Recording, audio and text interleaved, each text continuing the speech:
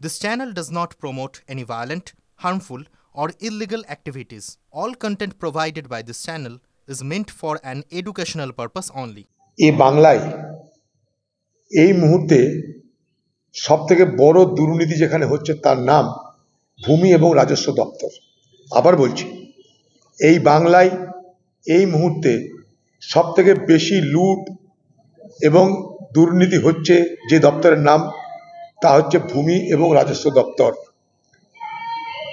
ঘটনাচক্রে ভূমি এবং রাজস্ব দপ্তর যিনি মন্ত্রী তিনি বাংলার মুখ্যমন্ত্রী। আরে অধীর চৌধুরী 2024-এর ভোটে হারার পর এবং ভোটে হেরে যাওয়ার পরে 10 বছর ধরে প্রদেশ কংগ্রেসের সভাপতির দায়িত্ব পালন করেছেন। সাধারণ মানুষের কাছে তার গ্রহণযোগ্যতা একবারে তলানিতে ঠেকেছে। কাজেই তিনি 2016-তেও বিধানসভায় কি ফল হয়েছিল সবাই জোট করে সেটা সবাই জানে, আর 2021-এ সিপিএম এর সঙ্গে জোট করে শূন্যতে পৌঁছেছে। সিপিএমও শূন্য, অধীর চৌধুরীর দলও শূন্য।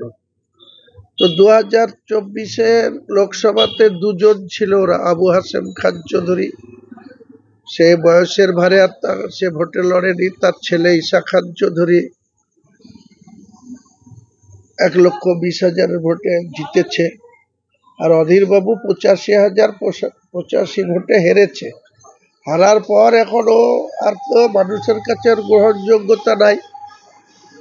প্রদেশ কংগ্রেসের সভাপতির পদ হারিয়েছে।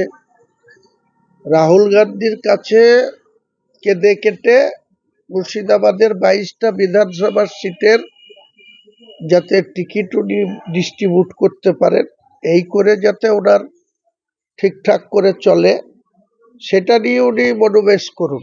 কখনো আমতলায় যাচ্ছেন, কখনো ভরতপুরে যাচ্ছেন, কখনো সাগরদিঘিতে যাচ্ছেন। গোটা জেলায় এই 22টা সিটেই আজকে সীমাবদ্ধতা।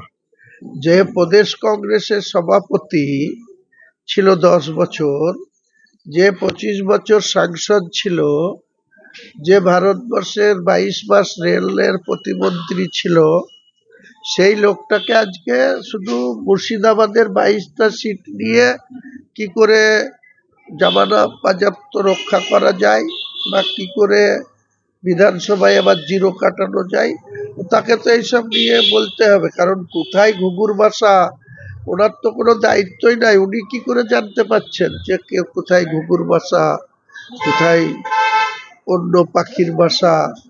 ওনার তো আর কাজ নাই, খেয়ে দে নাই কাজ, তা খই ভাজ। এখন অধীর চৌধুরীর প্রতিদিন সাংবাদিক সম্মেলন করে ওই নাই কাজ তা খই ভাজের মতন ব্যাপার। যে ওর কথার কোনো মুর্শিদাবাদ জেলার মানুষের কাছে একসময় গ্রহণযোগ্যতা ছিল, সবাই জানে সেটা। পশ্চিমবাংলার মানুষও জানে যে মুর্শিদাবাদ মানেই অধীর চৌধুরীর একটা গ্রহণযোগ্যতা ছিল বা অধীর চৌধুরীর একটা মাটি শক্ত ছিল।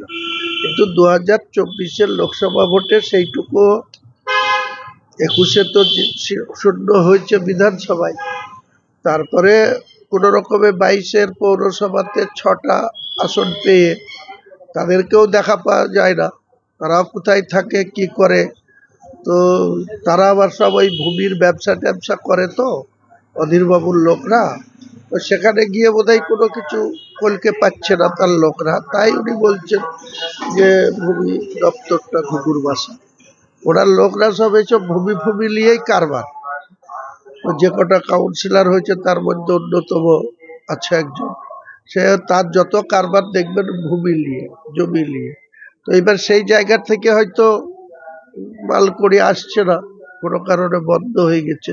তাই এখন ওনার এই বাংলাতে একটা কথা বলে না, বিংছানি লাগা, ওনার এখন বিংছানি লেগে গেছে। বিংছানিতে অনেক কিছু বলছেন, এসব কথার কি উত্তর হয় বলেন?